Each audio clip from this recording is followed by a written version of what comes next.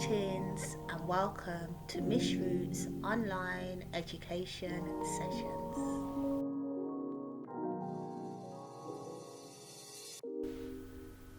I want to say thanks to all of my subscribers and supporters. We have just reached over 100 subscribers. We opened this channel 3 months ago, and that is with real minimal networking. I've not really pushed the networking. I am on a mission to do so, but I wanted to make sure I had a nice baseline of subscribers and just kind of pilot the idea and get some feedback, and it's been so positive that I feel confident now to kind of push it out and spend a lot of time on networking. My plan is to do that when all of the modules have been recorded and uploaded. So we're currently working on module 3 now. There are 5 in total, so we're halfway there, and this is an excellent time now for me to do almost like a recap, a midterm recap, if you like. It is a good time now to almost do this recap. Each session has been on average 30 to 40 minutes long, and I think we've done four more sessions. This will be the 5th one, and we've also done some induction sessions. So let's quickly recap, and this would be a good time for you to have your learning checklist in front of you and maybe make some notes. And it's just a good time now to see what information you've retained and how much of it you find interesting, and look forward to completing the course even with just 2 modules left after this session. So if we go back to the beginning sessions, in the beginning I was trying to develop or almost trying to discuss, should I say, the importance of having a critical mindset, and I have been introducing you to theories that should trigger your thinking around the continent of Africa. Now my perspective is very much a perspective that validates its facts in the nature. So I always try to come back to a natural perspective as opposed to a Pan-African perspective or an Afrocentric perspective, and kind of tie things back in to the nature. So we look at Africa, not just its historical value, but also its geographical value, its sociological contributions.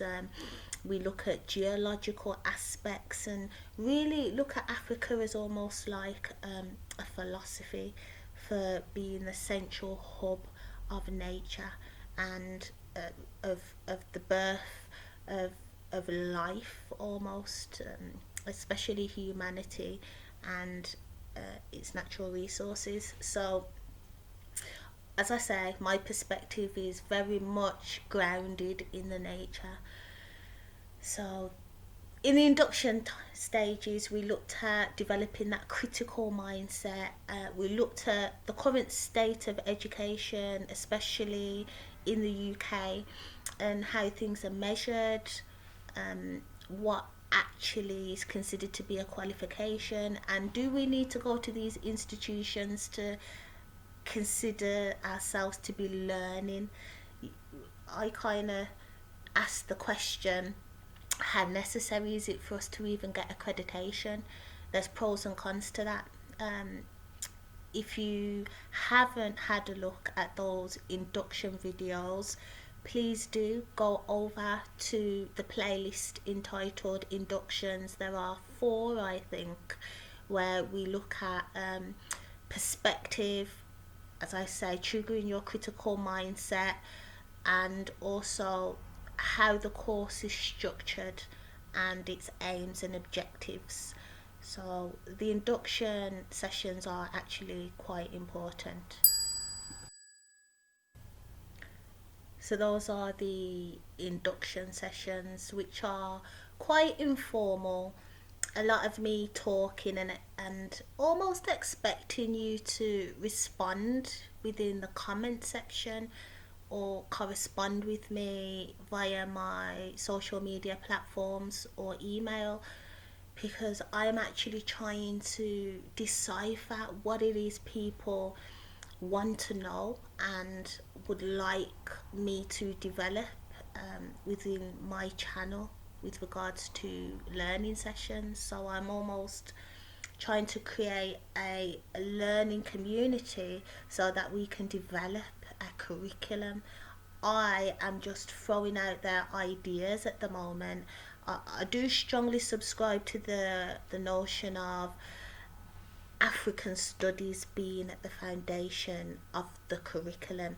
Hence why I've delivered this course first, which I'll remind you is entitled Ancient African History Studies. Incidentally, I'm just going to touch on why I decided to call it African Studies as opposed to Black Studies or Black History. I keep emphasizing that my perspectives are very much bound in the nature. So when we look at Africa from a natural perspective, this includes its people, which are obviously black.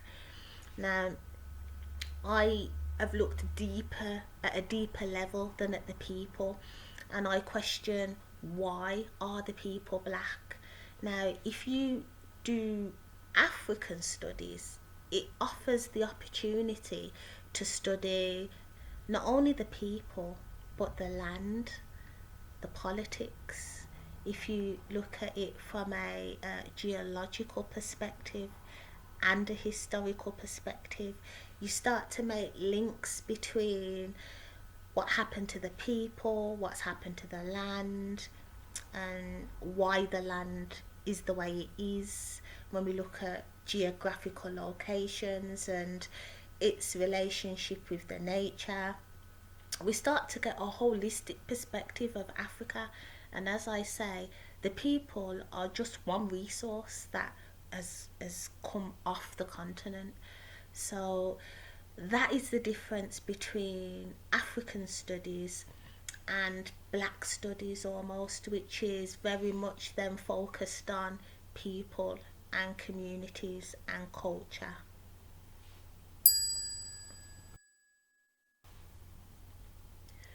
So the induction sessions are, as I say, informal.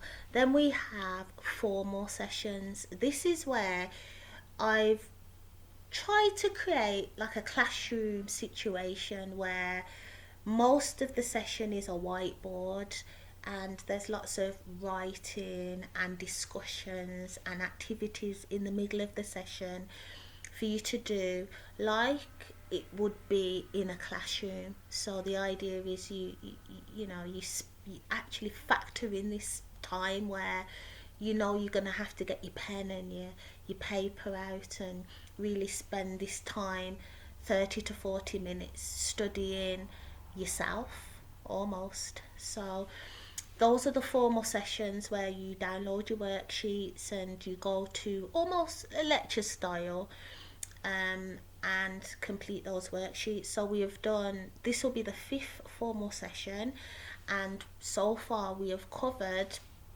human evolution. You've been introduced to an African history timeline. We've looked at geological influences to the earth and how that has a relationship with Africa. So this is where we looked at the evolution of the earth and Earth's land masses and tectonic plate movements, Pangaea, the breaking up of Pangaea, with the hub of Pangaea being Africa.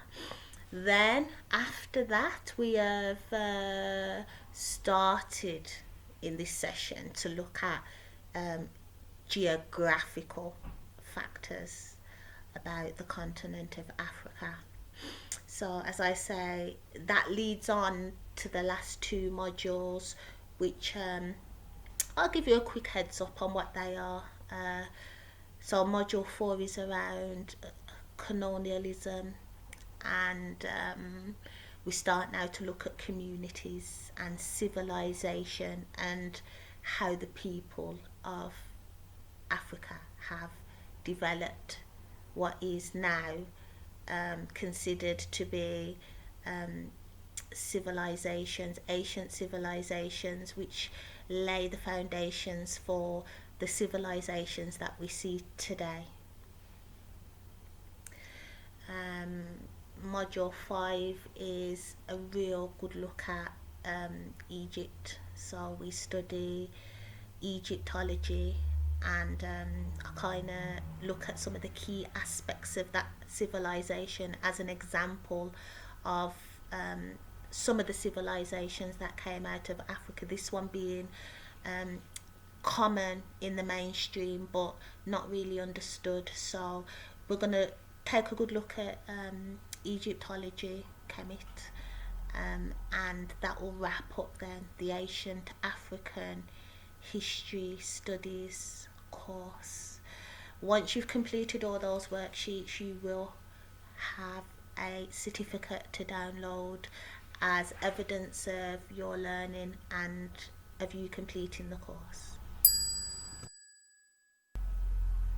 I ask that you please share, comment, and like the content of this channel. I want this to reach people who have got questions and who would benefit from this kind of resource. I'm of a notion now where there's a lot of people studying at home and who are doing extra studies on the side, and I believe that virtual learning is going to be more common, and I just want this to be a resource that people know that's there.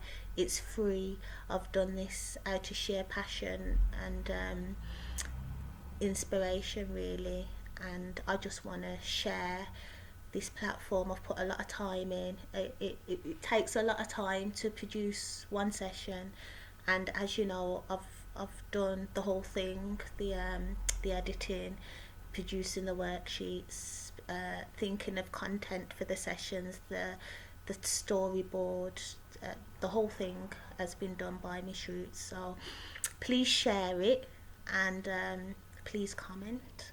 Thank you.